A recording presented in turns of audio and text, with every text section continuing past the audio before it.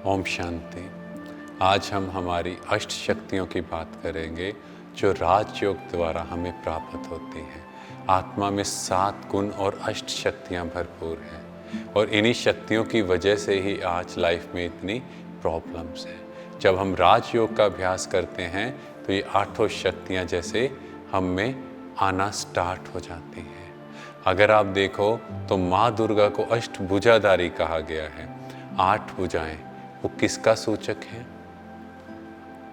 अष्ट शक्तियों का। अगर आपको कहा जाए किसी के गुण को दिखाना है चित्र के रूप में तो आप क्या करोगे? जैसे देवी माँ हमेशा मुस्कुराता हुआ चेहरा दिखाया, है ना, हर परिस्थिति में स्ट्रांग रहे, कोई भी बात आई कभी हिले डुले नहीं, तो उनको शेर के ऊपर सवारी दी। इसी तरह हर अलंकार, हर गुण को एक बाजू के रूप में रिप्रेजेंट किया गया। तो राजयोग द्वारा हमें अष्ट शक्तियों की प्राप्ति होती है। सबसे पहले परखने की शक्ति। तो देखा जाए आजकल हम बार बार एक ही तो बात करते हैं कि हम लोगों को परख नहीं पाते। तो राजयोग द्वारा जब यहाँ से ठंडे होते हैं तो सामने वाले को हम परख लेते हैं। फिर है निर्णय करने की शक्ति। क्या है? आजकल देखा जाए तो हम लोगों से पूछते हैं, अच्छा आपको क्या लगता है, आपको क्या लगता है? पर राजयोग द्वारा हम अपने निर्णय स्वयं ले सकते हैं उस परमात्मा की शक्ति से। फिर है समेटने की शक्ति। आजकल हमने कितना चीज़ों को अकोमुलेट किया हुआ है, कितनी रिक्वायरमेंट है, पर हमने कितना विस्तार किया है। तो जब हमें ये समझ आता है कि कितनी चीज़ें चाहिए और हमारे साथ सिर्फ हमारे कर्म जाने हैं, तो ऑटोमेटिकली हम में चेंज आता है। सहन शक्ति।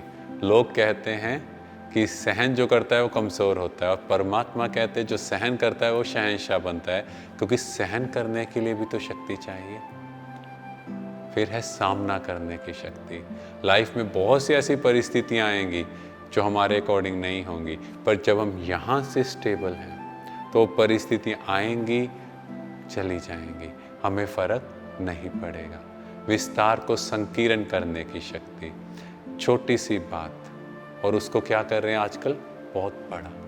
पर परमात्मा कहते कि कछुए से सीखो। कोई प्रॉब्लम आई तो अपनी कर्मेंद्रियों को सिकोड़ लिया, माना बड़ी बात को भी छोटा कर दो। फिर है समाने की शक्ति।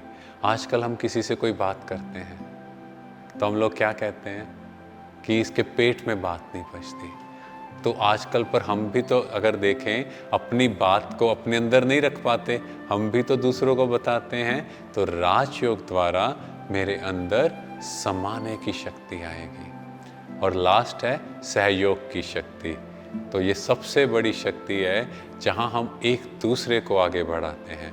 अगर आप ब्रह्मा कुमारी में भी देखो, हर एक भाई बहन एक दूसरे को आगे बढ़ा रहा है, एक दूसरे को सहयोग दे रहा है कि सब बदल जाएं और जिससे यह विश्व बदल जाएगा। इन शक्तियों का जब साथ होगा तो इस पूरी सृष्टि में जो रावण राज्य है, जो विकारों की अति है, हम उन पर कंट्रोल करेंगे, हम स्वयं के राजा बनेंगे और सामने वाली परिस्थितियों को बदलते हुए एक बहुत सुंदर दुनिया में चले जाएंगे जहां हम देवी देवता कहलाएंगे।